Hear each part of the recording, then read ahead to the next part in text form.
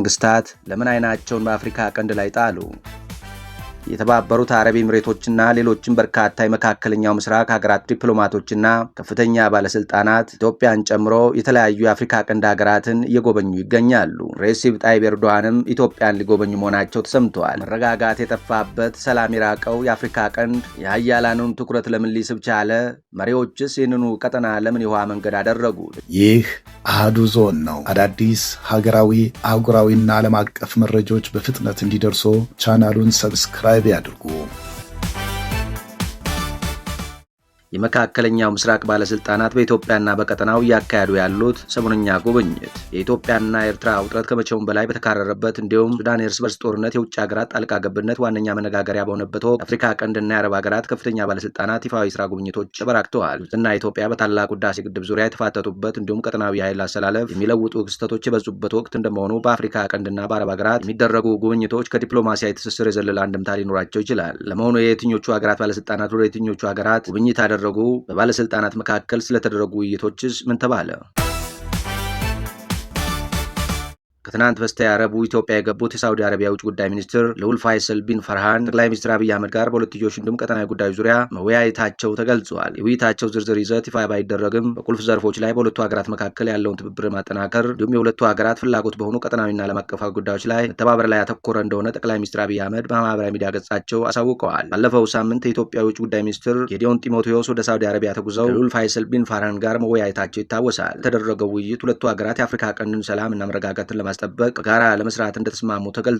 ይህ በእንዲህ እንዳለ የቱርኩ ፕሬዝዳንት ሬሲፕ ጣይብ ኤርዶዋን ቀጣይ ሳምንት ወደ ኢትዮጵያና የተባበሩት አረብ ኤሚሬቶች እንደሚጓዙ የአገሪቱ መገናኛ ብዙሃን ዘግበዋል። ኤርዶዋን በአገራቸው ምክር ቤት ባደረጉት ንግግር ባለፈው ሳምንት በሳውዲ አረቢያና ግብጽ ህዝባዊ ስራ ጉብኝት ማድረጋቸውን ጠቅሰዋል። በቀጣዩ ሳምንት የሚኖረው ኢትዮጵያና የተባበሩት አረብ ኤሚሬቶች ጉዟቸውም በዲፕሎማሲያዊ መንገድ ሰላምን የማስፈን ዓላማ እንዳነገበ የአናዶሉ ዘገባ ይጠቁማል። ከሁለት ዓመት በፊት ኢትዮጵያ ከሶማሌላንድ ጋር የመግባቢያ ሰነድ በመፈራረሟ በሁለቱ ሀገራት መካከል ተፈጥሮ የነበረው መቃቃር በቱርክ ጣልቃ ገብነት መርገቡ አይዘነጋም። የኢትዮጵያም የሶማሊያ ወዳጅ የሆነችው ቱርክ ተከታታይ ድርድሮች በማዘጋጀት ሁለቱ ሀገራት ለማቀራረብ ሞክራለች። ባለፉት ሳምንታት የተካሄዱ ቀጠናዊ ጉብኝቶችን ስንመለከት የሶማሊያና የግብጽ በዋናነት ይጠቀሳል። የሶማሊያው ፕሬዝዳንት ሐሰን ሼክ መሐመድና የግብጹ ፕሬዝዳንት አብዱል ፈታህ አልሲሲ ካይሮ ውስጥ ባደረጉት ውይይት ያላቸውን የደህንነት ትብብር ለማጠናከር መስማማታቸው ተዘግበዋል። የሶማሊያው ፕሬዝዳንት ከፕሬዝዳንት አልሲሲ ጋር በሰጡት የጋራ ጋዜጣዊ መግለጫ ላይ የሶማሊያን አንድነት የሚጋፋ የትኛውንም ተግባር በጋራ እንቃወማለን ብለዋል። ግብጽ በአፍሪካ ህብረት የሶማሊያ ድጋፍና የማረጋጋት ተልዕኮ ስር ወታደሮቿን ለመላክ በያዘችው እቅድ መሰረት ተግባራዊ እንደምታደርግ ፕሬዝዳንት አልሲሲ ተናግረዋል። ረቡዕ ዕለት ግብጽ በሶማሊያ ያሰማራችው ሰራዊት ዘመናዊ የጦር መሳሪያዎችን ያካተተ ወታደራዊ ትዕይንት ሲያሳይ የአገሪቱ ፕሬዝዳንት ሐሰን ሼክ መሐመድና የግብጹ መከላከያ ሚኒስትር ተገኝተዋል። ሶማሊያ ግዛቷ አካል እንደሆነች የምትመለከታት ሶማሌላንድ እስራኤል የሀገርነት እውቅና መስጠቷን ተከትሎ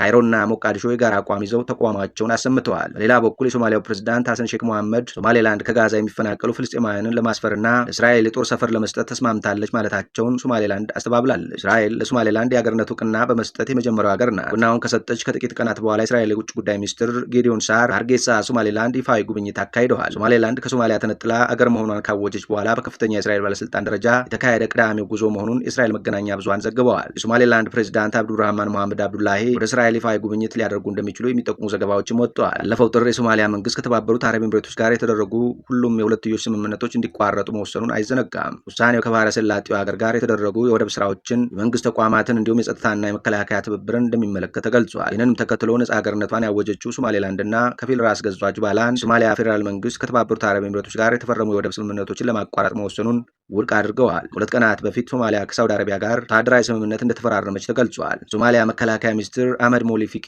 ሳውዲው አቻቸው ልዑል ካሊድ ቢን ሳልማን ቢን አብዱላ አዚዝ ጋር በራያድ ስምምነት ተፈራርመዋል። ሶማሊያ ከሳውዲ ጋር ወታደራዊ ስምምነት ላይ ከመድረሷ ከ3 ሳምንታት በፊት ከኳታር ጋርም ተመሳሳይ ስምምነት መፈራረሟ አይዘነጋም። ሰሞኑ የተካሄደው ሌላኛው ጉብኝት የግብጽ ፕሬዝዳንት አልሲሲ ወደ ተባበሩት አረብ ኤሚሬቶች ያደረጉት ነው። አልሲሲ ከተባበሩት አረብ ኤሚሬቶች ፕሬዝዳንት ሼክ መሐመድ ቢን ዛይን አልናህያን አቡዳቢ አግኝተዋል። ሁለቱ መሪዎች አቡዳቢ ውስጥ በመካከለኛው ምስራቅ በተከሰተው ውጥረት እንዲሁም በፍልስጤምና በእስራኤል ጉዳይ ላይ መወያየታቸው ተዘግበዋል። የግብጽ ፕሬዝዳንት ጽህፈት ቤት ባወጣው መግለጫ መሪዎቹ ቀጠናዊ መረጋጋት የመካከለኛው ምስራቅ ሀገራትን የግዛት አንድነትና ሉዓላዊነት ማክበር ላይ የሚመሰረት ነው ብለዋል። በቀጠናቸው ያለው ውጥረት የሚባባስ ከሆነ ሁለቱም ሀገራት ላይ ተጽዕኖ እንደሚኖረውም አሳስበዋል። የግብፁ ፕሬዝዳንት ወደ ተባበሩት አረብ ኤሚሬቶች ከመሄዳቸው በፊት ከቱርክና ከሶማሊያ አቻቸው ጋር ውይይት አድርገዋል። በቅርብ ሳምንታት ውስጥ ወደ ኢትዮጵያ ከተጓዙ ምዕራባውያን ሀገራት ባለስልጣናት መካከል የዩናይትድ ኪንግደም የኮመንዌልዝ ልማት ጉዳዮችና የውጭ ጉዳዮች ሚኒስትር ኢቬት ኩፐር ይገኙበታል። ሮይተርስ የዜና ወኪል እንደዘገበው ሚኒስትሯ ጉብኝት እየጨመረ የመጣውን የአፍሪካ ቀንድ ስደተኞች ቁጥር ለመግታት በሚወሰዱ እርምጃዎች ላይ ያተኮረ ነው። የአሜሪካ የውጭ ጉዳይ ምክትል ሚኒስትር ክሪስቶፈር ላንዳው እና የአሜሪካ አፍሪካ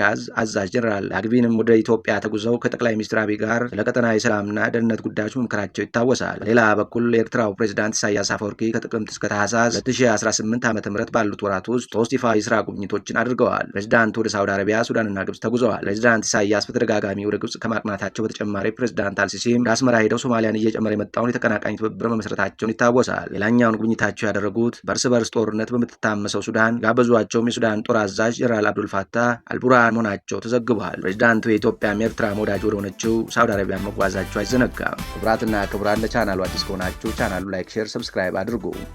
ይህ አሃዱ ዞን ነው።